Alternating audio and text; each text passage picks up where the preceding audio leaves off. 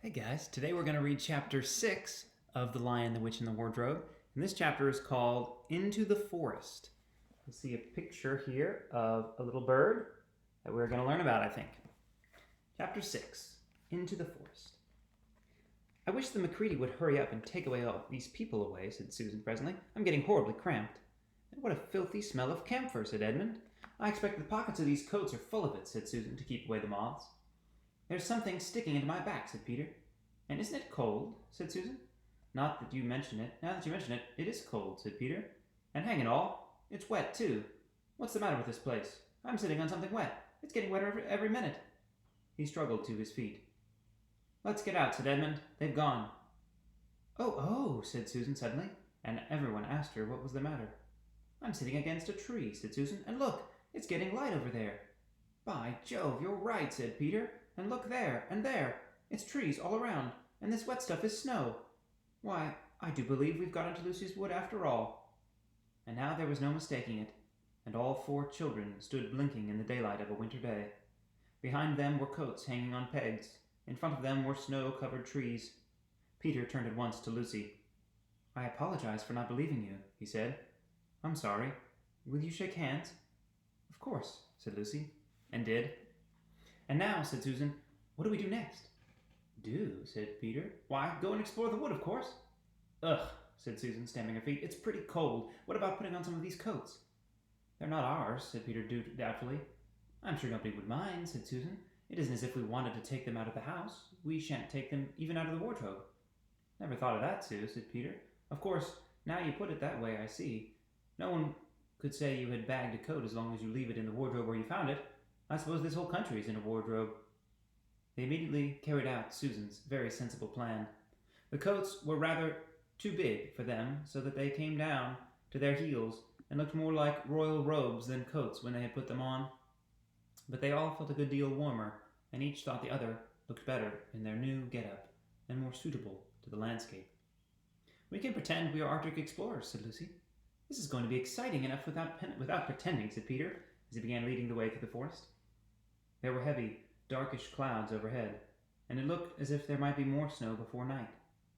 I say, began Peter presently, oughtn't we to be bearing a bit more to the left? That is, if we're aiming for the lamppost?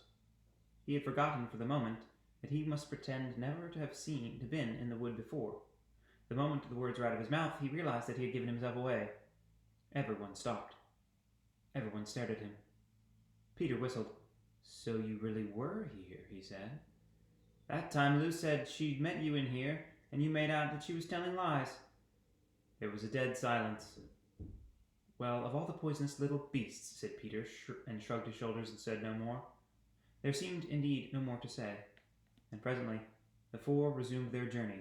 But Edmund was saying to himself, I'll pay you all out for this, you pack of stuck-up, self-satisfied prigs. Where are we going anyway, said Susan, chiefly for the sake of the changing subject. I think Lou ought to be the leader, said Peter. Goodness knows she deserves it. Where will you take us, Lou? What about going to see Mr. Tumnus, said Lucy. He's the nice fawn I told you about. Everyone agreed to this, and off they went, walking briskly and stamping their feet. Lucy proved to be a good leader. At first she wondered whether she would be able to find the way, but she recognized an odd-looking tree in one place and a stump in another, and brought them on to where the ground became uneven, and into the little valley, and at last to the very door of Mr. Tumnus's cave. But there a terrible surprise awaited them.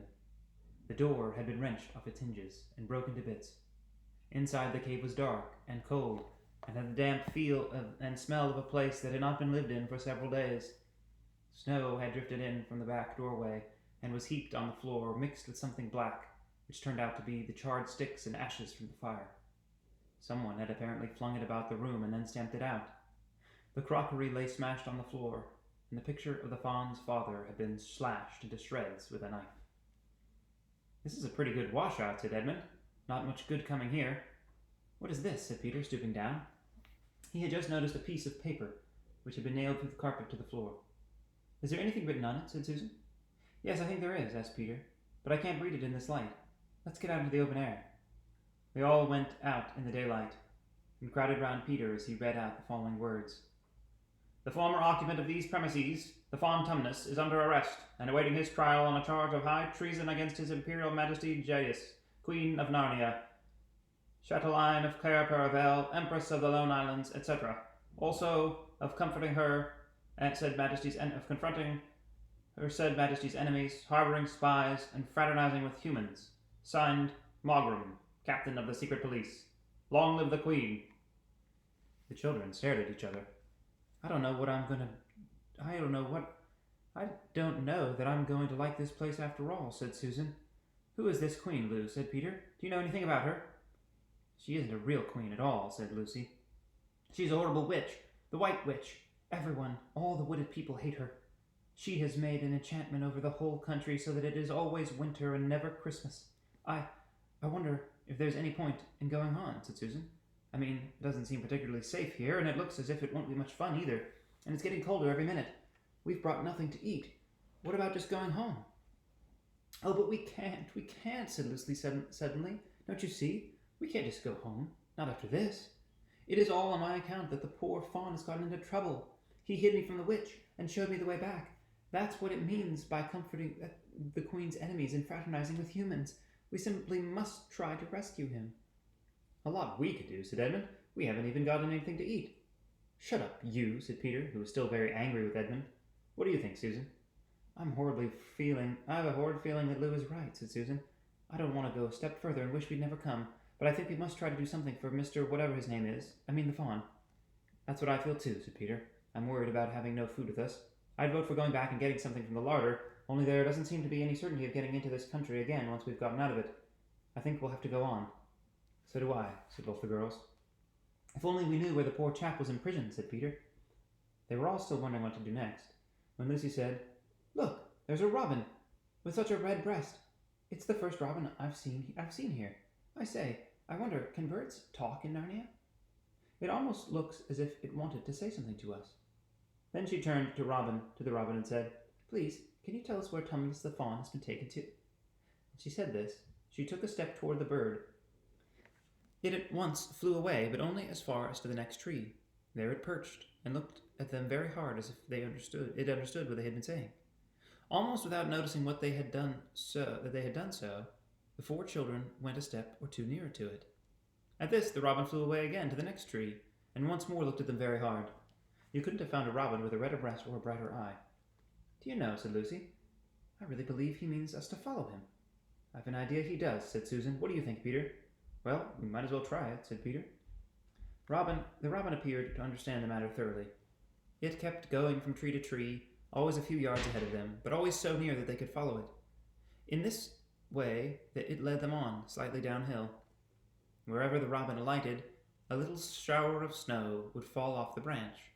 Presently, the clouds parted overhead, and the winter sun came out, and the snow all around began to grow dazzlingly bright.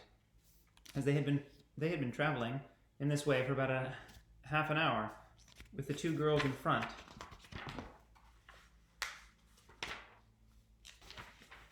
When Edmund said to Peter, If you're not still too high and mighty to talk to me, I have something to say which you'd better listen to. What is it? Said Peter. Hush, no, not so loud, said Edmund. There's no good frightening the girls. But have you realized what we are doing? What? Said Peter, lowering his voice to a whisper. We're following a guide we know nothing about. How do we know which side this bird is on? Why shouldn't it be leading us into a trap? That's a nasty idea. Still, a robin, you know. There are good birds in all the stories I've ever read. I'm sure a robin wouldn't be on the wrong side. If it comes to that, which is the right side?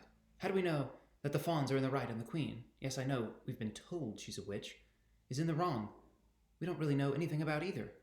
The fawn saved Lucy. He said he did, but how do we know? And there's another thing, too. Has anyone the least idea of the way home from here? Great Scott, said Peter, I hadn't thought of that.